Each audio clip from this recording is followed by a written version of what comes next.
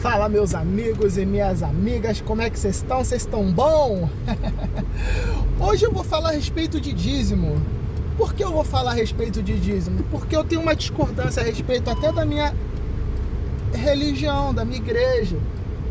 E outro dia eu peguei 3 passageiras que estavam indo para o monte e elas estavam aqui no meu carro falando que o dízimo é sobre o bruto e não sobre o líquido. E quem dá o dízimo sobre o líquido provavelmente está com algum problema de avareza, está com o coração no dinheiro, algo do tipo. Isso me incomodou um pouco, mas eu não falei nada, mas isso não saiu da minha cabeça até hoje. E hoje eu fui lembrado novamente a respeito desse assunto, porque lá na igreja onde eu estava, o pastor pregou sobre isso. Ele foi tirar dúvida das pessoas, porque as pessoas às vezes têm dúvida, vêm perguntar pra gente, e as pessoas até sabem a resposta. As pessoas vêm perguntar: pastor, o dízimo é sobre o bruto ou o dízimo é sobre o líquido? E as pessoas já sabem a resposta, porque provavelmente essa pessoa tem ali um problema de avareza e um apego, né? Então ele falou a mesma coisa. Geralmente o pessoal pentecostal ou neopentecostal costuma ter essa afirmação. Mas deixa aí nos comentários o que você acha. Você acha que o lucro, o dízimo, ele é sobre o custo, ele é sobre o bruto ou ele é sobre o líquido?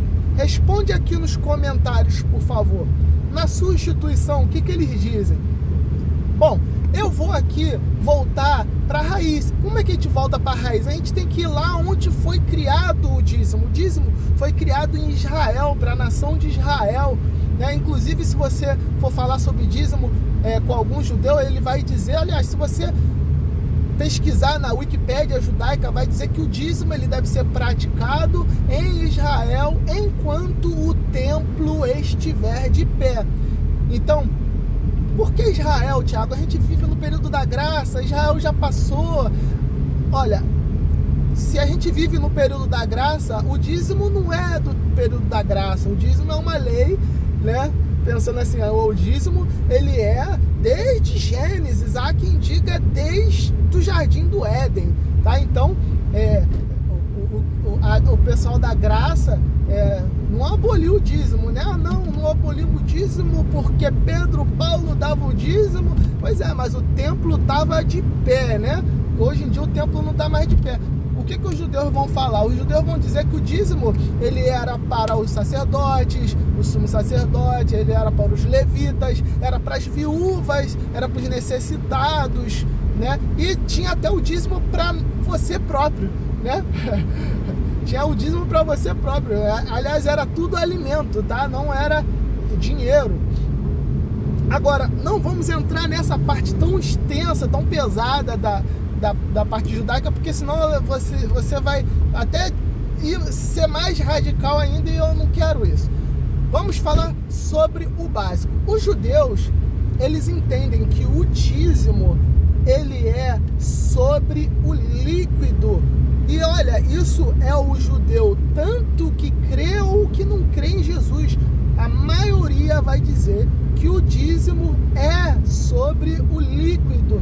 E isso tem um motivo também. Porque você veja bem, aqui eu, por exemplo, como motorista de aplicativo, vou dar o meu exemplo.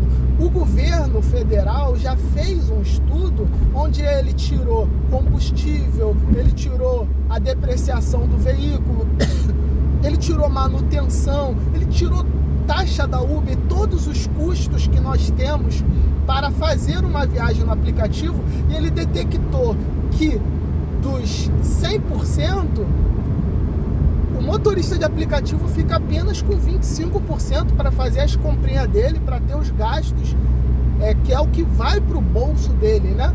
Então, vamos lá, se eu fiz, por exemplo, nesse mês, 10 mil reais, de acordo com o governo federal, apenas 2.500 reais realmente vieram para o meu bolso como lucro.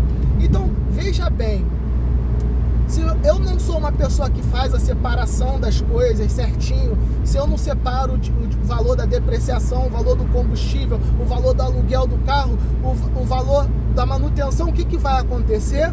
Eu vou falir, eventualmente eu vou quebrar, correto?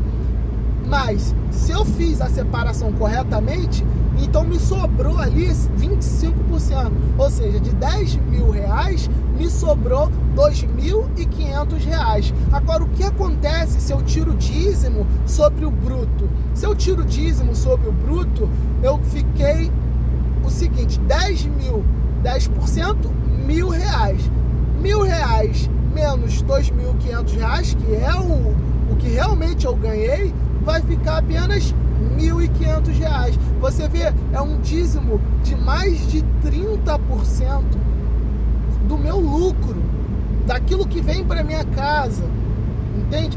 E o caso do motorista de aplicativo, ele é um caso até bem simples, mas veja bem, existem empresas, existem startups, existem tipos de profissões onde a pessoa ganha, movimenta muito dinheiro, mas o lucro dela é de apenas 0,5%, é de apenas 5%. Então vamos lá, essa pessoa que tem um lucro de apenas 5% e ela movimenta numa transação, ela recebeu 10 mil, entrou 10 mil, veio na mão dela, R$10.000, apenas R$500 é o lucro dela, desses 10 mil. Agora tira dízimo do bruto, que é R$1.000, e você terá o que de lucro?